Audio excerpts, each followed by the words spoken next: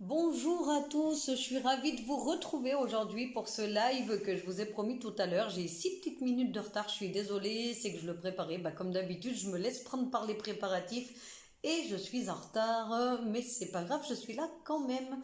J'espère que vous allez tous bien. Aujourd'hui, je vais vous parler, et toute la semaine, nous allons parler de deux sujets très importants dans les médecines douces, c'est-à-dire l'aromathérapie et la lithothérapie, qui sont deux techniques de médecine douce utilisées pour calmer les côtés émotionnels, mais également des côtés physiques, comme nous le verrons surtout avec l'aromathérapie. Je vous parlerai de tout ça tout au long de la semaine, surtout en live, en vidéo. Je préfère les publications comme ça puisque ça, pour moi en tout cas, ça a plus d'impact, les gens comprennent mieux et moi je comprends mieux en vidéo. J'espère que c'est également votre cas. Vous aurez aussi quelques publis normales également. Alors, on va commencer tout de suite avec l'aromathérapie. Alors l'aromathérapie, qu'est-ce que c'est? C'est une branche de la phytothérapie. La phytothérapie qui est le soin par les plantes. Seulement, l'aromathérapie est beaucoup plus précise, c'est le soin par les huiles essentielles qui se présentent souvent dans des petits flacons comme ça. Je vous le présente, celui-là c'est l'huile essentielle de bergamote dont je me sers assez souvent.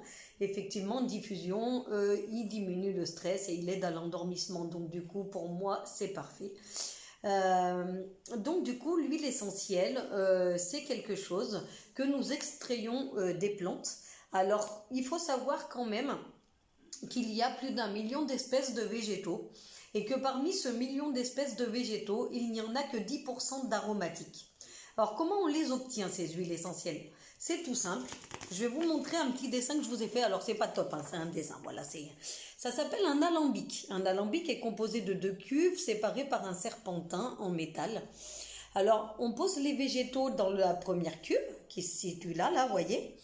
On injecte dans cette cuve par un autre tuyau que j'ai pas dessiné de la vapeur d'eau à faible pression, ce qui va avoir pour effet de faire éclater les poches glandulaires, les poils et les canaux des plantes et de libérer des molécules qui vont monter, qui vont aller jusqu'au serpentin qui est entouré d'eau froide et qui donc va faire de la condensation. Avec la vapeur d'eau et l'eau froide, ça va faire de la condensation.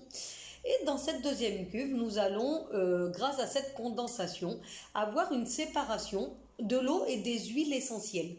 On va retrouver l'huile essentielle dessus et l'eau et les hydrolats en dessous. Ça fera 2 couches. Voilà. Donc c'est la façon dont on obtient l'huile essentielle. Expliquer brièvement, j'espère avec des mots que vous avez compris. Bon, c'était pas trop médical, tout va bien. En tout cas, je voulais expliquer très brièvement comme ça. On fait aussi une différence parce que vous voyez souvent aussi des bouteilles comme celle-ci où il y a écrit huile essentielle d'orange, de citron, de pamplemousse. Alors, il faut savoir que les agrumes, on n'appelle pas ça de l'huile essentielle, on appelle ça de l'essence qui est obtenue par une expression à froid. C'est une autre technique qui va nous permettre d'obtenir ces essences d'agrumes qui sont utilisées exactement de la même manière que les huiles essentielles et c'est pour cela qu'on les classe dans cette catégorie-là. Voilà. Donc ça, c'est la façon dont on obtient les huiles essentielles que je viens de vous expliquer. J'espère que vous avez tout compris. Si jamais vous avez des questions, vous pouvez me les poser ou attendre la fin du live pour me les poser. Coucou à la personne qui est connectée.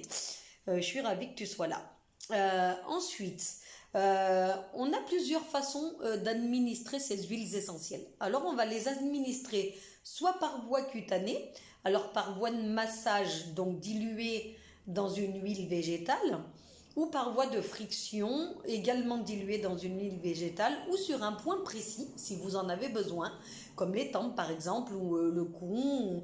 Et là, dans ce cas-là, vous la prenez pure, vous la mettez dans vos doigts, et vous, avec vos doigts, vous la passez sur le point précis où vous avez besoin qu'elle soit.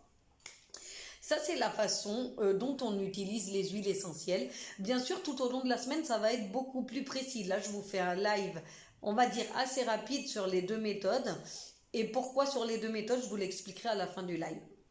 Alors là, on va passer à la lithothérapie. Alors qu'est-ce que la lithothérapie? C'est le soin par les pierres.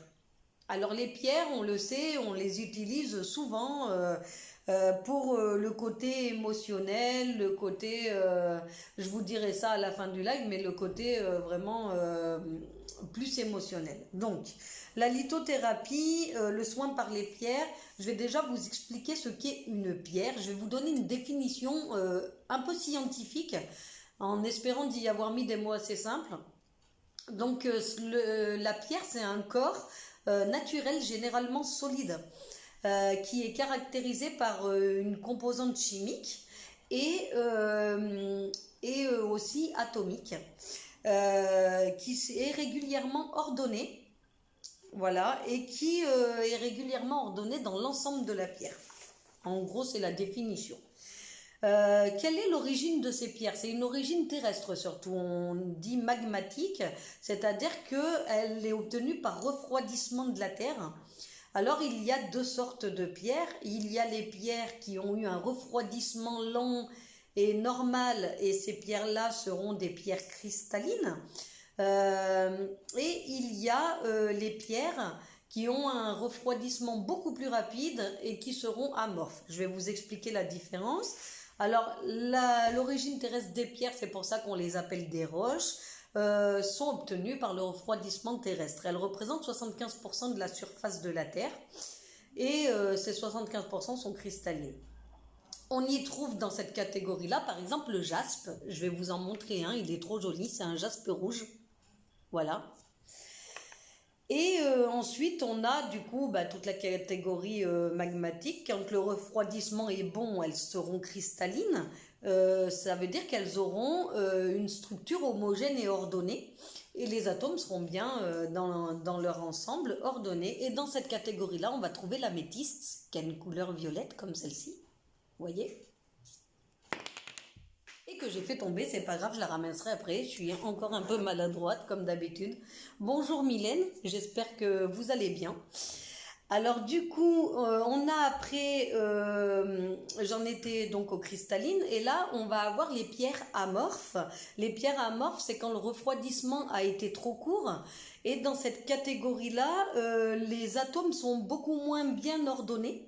Donc du coup, c'est pour ça qu'on les appelle amorphes. Et dans cette catégorie-là, on aura l'obsidienne, qui sont des pierres noires comme celle-ci. Il y en a d'autres sortes également que je vous montrerai plus tard dans d'autres vidéos. Donc ces pierres-là sont aussi appelées des verres. Dans cette catégorie-là, on a également la pierre de lave. Et on les utilise pour les situations qui sont bloquées. Voilà. Pourquoi on utilise les pierres? Pour retrouver notre harmonie intérieure. Et leur couleur vient du mouvement des atomes, parce qu'à l'état naturel et brut, elles sont incolores. Et le mouvement des atomes qui les composent va composer également la couleur de la pierre.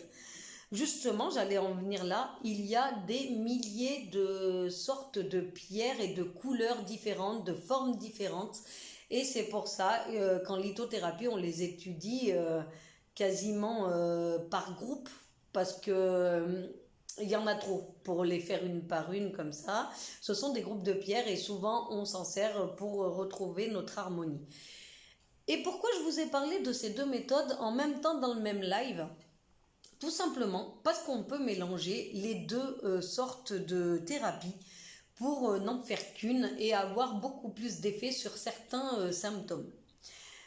Dans les prochains lives que je ferai, c'est-à-dire demain, après-demain, les autres jours de la semaine, dans les prochains lives, je vous montrerai ces mélanges, ces sortes de thérapies que nous avons également dans notre boutique. Je vous ferai aussi des petites publis, parce que mettre des liens sur les lives, c'est pas top. Je vous mettrai des publis avec les liens de boutique si jamais cela vous intéresse. Voilà, j'espère que ce live vous a plu. En tout cas, moi j'ai adoré vous le faire. Je vous souhaite une très très bonne journée. Prenez soin de vous et merci et à bientôt.